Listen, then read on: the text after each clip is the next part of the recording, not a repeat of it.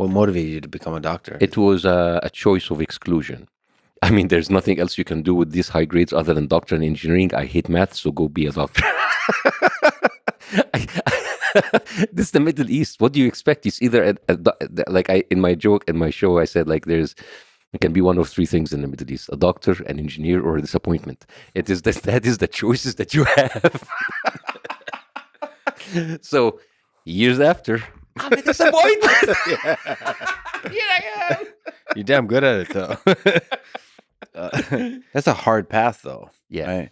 And it's a fascinating one. Can I tell you something? Yes. That actually I was thinking about? Why did I actually go into medicine? And why did I always choose the hardest thing, although I didn't love it? And I have to tell you, I had an epiphany only 2 weeks ago. And I don't know if that's actually related or not. You know, remember when I told you I went to this school and I didn't have that much money? And I didn't have the luxury of time or money to be with those people and do what they do. So by the time I finished school and everybody was going to university, everybody in my school went to the AUC, the American University in Cairo. Of course, private, American education, party time. I mean, of course, they're brilliant and everything, but they have a different, social life. And part of me now, I kind of I realized that just very, very recently. Maybe I went to the hardest school ever, so I don't have space to use other than studying. Because if I have that much space, what I'm going to do with it? I don't have that much freedom. I don't have that much money. I can't compete with those people going out. So maybe I need a solid excuse that I'm in a place where I don't have that much of a spare time. Is it also possible? I like how this is a therapy session where we're psychoanalyzing you. Yeah. Is it also possible that you always just pick the hardest thing you could possibly do? Maybe, but maybe that's the Piers Morgan thing too.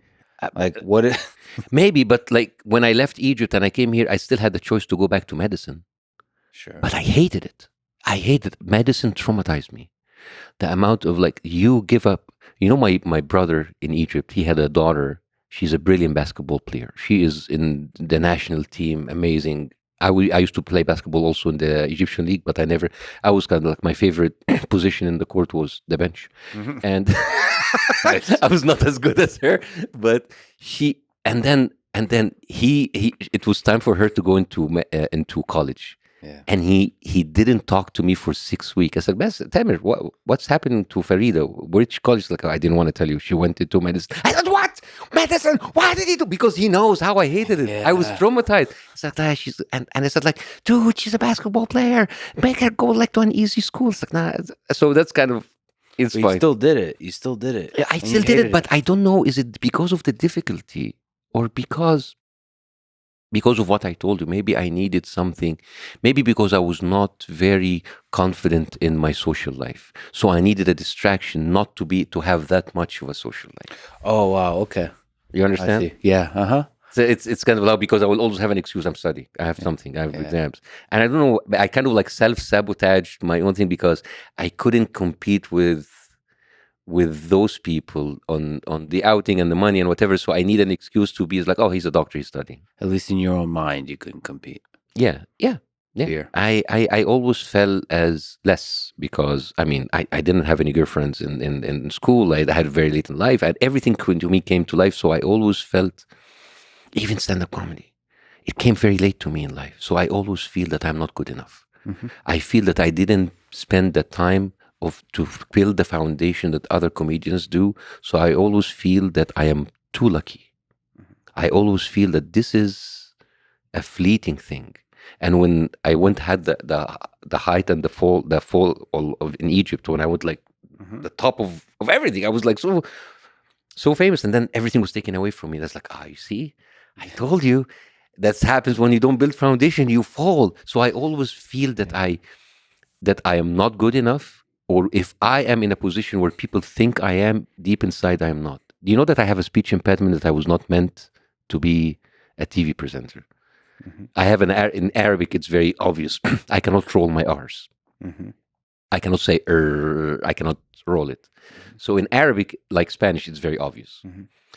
So when I did my first video on the internet that made me famous, and then I got my television deal back there in Egypt, my partner at the time, he took the video and he went to a producer. I said, like, are you giving me a guy with a lisp? He should. That's why when I came on television, I was the first ever guy with a lisp. I had two things going for me, the lisp and the big nose. And I was always bullied for these two all the time. So I always felt less. See, but that's a foundation of like creating a great person. Yeah. Because if you're pretty, you don't need to do much. I probably wouldn't recommend it, but it is true that. So if you are pretty, do some disfigurement. Find the flaws and be extremely self-critical about them.